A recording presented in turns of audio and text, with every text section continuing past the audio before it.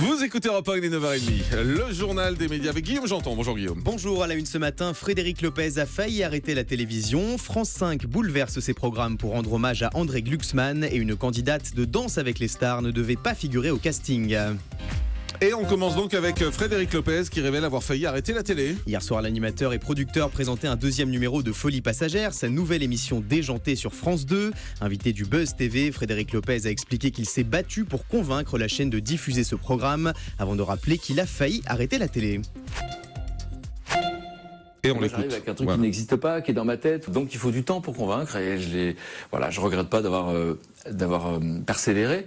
Parce que si je vous dis la vérité, j'ai failli arrêter et de me battre pour cette émission et carrément de faire le métier. Parce que c'était trop difficile, c'est trop douloureux en fait. Vous savez, quand vous avez quelque chose dans la tête, vous attendez des gens qui vous fassent confiance. Et quand en face de vous, on vous fait pas confiance, vous savez pas comment gagner la confiance. Vous savez pas. Et donc à un moment donné, je me suis dit, je crois que j'aurais pas la force et j'aurais pas le courage. Ce qui est sûr aujourd'hui, c'est que pour une nouvelle émission, je me battrai pas comme ça. France 5 bouleverse ses programmes pour rendre hommage à André Glucksmann. France 5 devait diffuser ce soir Les Grandes Questions, son magazine présenté par Franz-Olivier Gisbert, mais la chaîne a choisi de proposer à la place une rediffusion d'un documentaire consacré au philosophe et essayiste André Glucksmann, disparu lundi à l'âge de 78 ans. Un document diffusé ce soir à 21h40 sur France 5. L'amour est dans le pré va changer de générique dès l'été prochain. Suite du feuilleton entre M6 et le chanteur James Blunt. La semaine dernière, on vous révélait que l'interprète de You're Beautiful ne souhaitait plus qu'on utilise son tube pour habiller l'émission de rencontre d'M6, mais James Blunt est finalement revenu sur sa décision en autorisant la chaîne à garder son générique pour les émissions de la seconde chance diffusées la semaine prochaine. Mais selon Téléstar, M6 ne pourra plus utiliser You're Beautiful lors de la saison 11. Elle doit donc trouver un nouveau générique. Pour le moment, la chaîne n'a donné aucune information sur ce nouveau titre. Mais on sait ce qu'ils vont utiliser. Quoi ? Ils vont mettre ça. Une petite pipe avant d'aller dormir.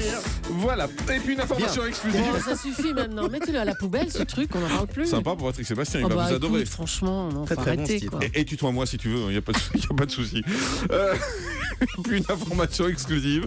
Pour la première fois, Secret Story en France s'associe avec une télé-réalité étrangère. Vendredi soir, TF1 diffusera la finale de Secret Story 9 et selon nos informations, ce sera aussi la finale de la 14e saison de Grande Fratello, la Ah, télé-réalité. vous avez un bel accent italien. Hein. Italien LV12, télé-réalité phare en Italie, diffusée sur Canale 5 bien sûr. Et pour fêter ça, les candidats Cinco, merci. Pour fêter ça, les candidats des deux émissions Cinco ont improvisé une chorégraphie dans leur maison respective sur une même chanson.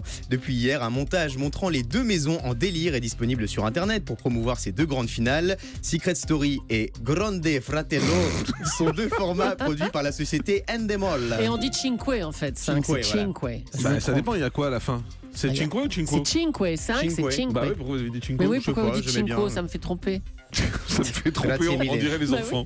Le jeu de France 3, Harry fête aujourd'hui ses 3 ans. Et pour l'occasion, Harry n'accueillera pas des candidats classiques, mais 4 grands champions issus des jeux télé historiques de France 3, comme Question pour un champion, Déchiffrer des lettres ou encore Slam. Cela fait donc 3 ans qu'Harry occupe les après-midi de France 3 avec des audiences satisfaisantes.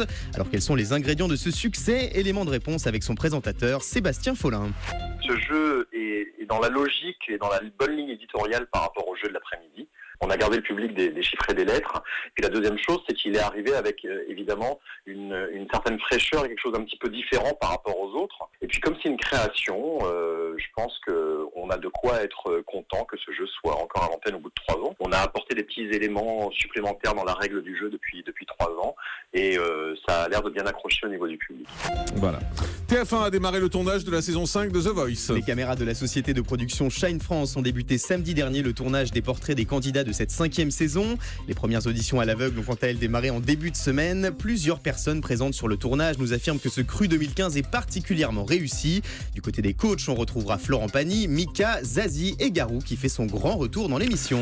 Gulli propose aux enfants d'élire leur star préférée. Ces stars seront récompensées lors de la 2e édition des Gullies, une cérémonie présentée par le comédien Doody, connu du grand public pour son rôle de Samantha Oops.